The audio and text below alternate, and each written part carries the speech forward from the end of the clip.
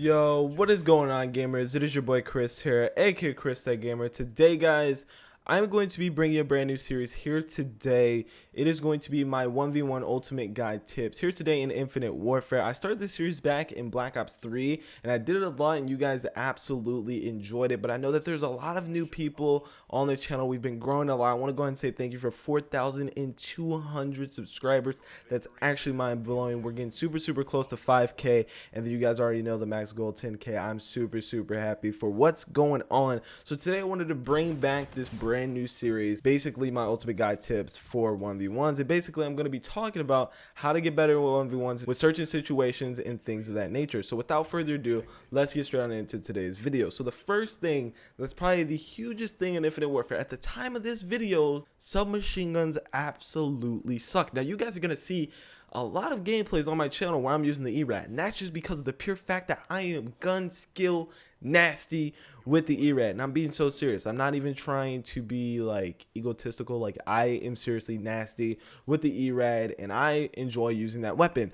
But recently, the last couple of days, last couple of weeks, I've been playing against people that have been abusing the K-bar and the OSA. If you're using the ERAD and you're playing against a team or a player that is just abusing the freaking ARs left and right, you will not win 110%. Like, I was getting pooped on when I was playing 1v1s, 2v2s, and things of that nature. When I was trying to use the ERAD, I actually use a submachine gun where I feel home, and they were abusing ARs. I legit had to pull out an AR. I had to pull out a K-bar. I had to pull out a K-bar just to do good, because that's how good assault rifles are in this game. If you guys don't know, they will be buffing the submachine gun, so this meta of just using an AR will change. But if you are going to use an AR, 110% the K-bar, nasty AR. It's like an AR and a submachine gun all together. Then the OSA as well. That thing is literally an AR and a submachine gun. The only issue with the OSA for me, I can't shoot that thing straight, man. The fire rate on that thing is way too fast. It's literally like a Scorpion, but in an AR form, if that makes any sense. So you just got to figure out which of those two overpowered weapons that you enjoy to use, and you go ahead and use those things. Like I said before, right now, the assault rifles are freaking overpowered. So next off is the maps. You gotta abuse the maps, man. I've been playing against a lot of people that don't really understand the meta of the maps. And what I mean by that, for example, we could look at Frost, Mayday, abuse the wall runs. Like, people are making it seem as if they don't want a wall run because, like, that's the scummiest thing to do. They don't want to be a scum when they're playing. They don't want to play the weird way, but that's how the game is played. Abuse what is stupid in the game. Like, literally, I am so nasty at Mayday. I seriously just wall run. I don't even touch the ground. Same thing with Frost. I just wall run. You just got to be smart about it. You got to be smart about it. And sometimes SnD is all about timing. So you're going to get bad timing in certain situations, things of that nature. That's just where you got to kind of keep your composure, keep composed, and move on to the next round. And then you'll be able to continue winning rounds as long as you're not getting mad. Because 1v1s, especially Infinite Warfare, are interesting because, one, you die so quickly, and two, SnD is already timing. So when you kind of mix that together, you dying faster than Call of Duty Ghost and COD timing together, trust me, you are going to get some heated rounds of you wanting to throw your scuff at the controller, whatever controller you have. You're going to get mad sometimes, but you just got to be able to keep composure, move on to the next round. If you lose, you lose. You learn from losing, and it does not matter that much, guys. I've lost before in a 1v1 in this game multiple times, and that's just because of the pure fact maybe I wasn't playing right, or maybe I simply got outplayed.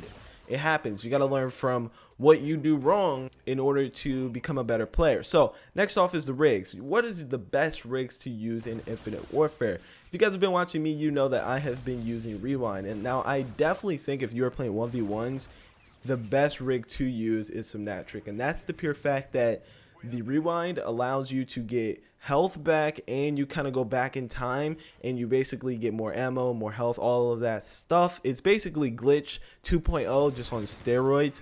Way better than Glitch back in Black Ops 3.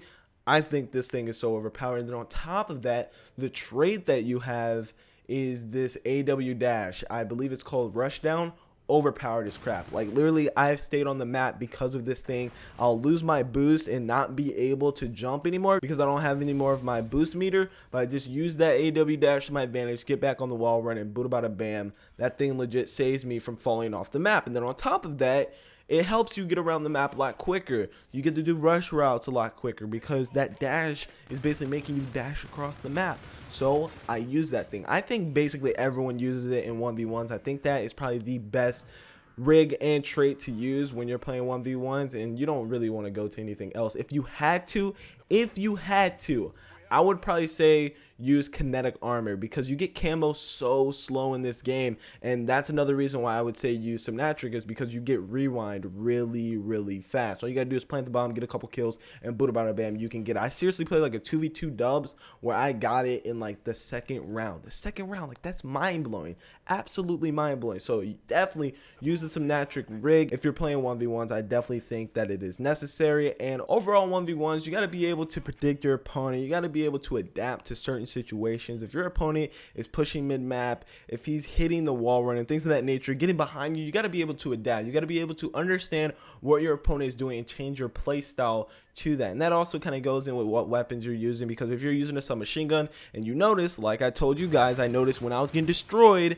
I could have continued using the ERAD because that's a gun that I feel confident with. I feel comfortable with that weapon as well. But I'm noticing, like, hey, like, you know, subs are underpowered in this game. I'm getting destroyed because they're using ARs. Let me pull on an AR, and we ended up winning that match. That's literally all it takes. Me changing the fact that I was pushing up too much with a submachine gun. I didn't have an AR, so I was like, okay, I'm gonna cool it. I'm gonna pull out an AR. I'm gonna start holding lanes, and we just started winning that easily. That's all it takes in Call of Duty. Adapting to your situation, change your play style in certain situations, and you really don't have to overthink things, because I like to do that a lot when I'm playing. When I lose a round, I like to try to overthink the situation. Maybe you lost a round because of timing, maybe you lost a round because you got gunned. If that's the case, just be confident for that next round, figure out what you're gonna do, and stick with it. And I guarantee you will become a better player in this game if you do every single thing that I told you guys here today. Let me know what you guys think about this series down below in the comment section. I'm going to be doing this a lot in Infinite Warfare and COD 4. So if you'd like for me to do this series in COD 4, please leave a like on the video and comment down below in the comment section letting me know that I should do this in COD 4, and I'll definitely make it happen. As always, this is Boy Chris here, aka Chris Gamer. I shall see you guys next time. Peace out.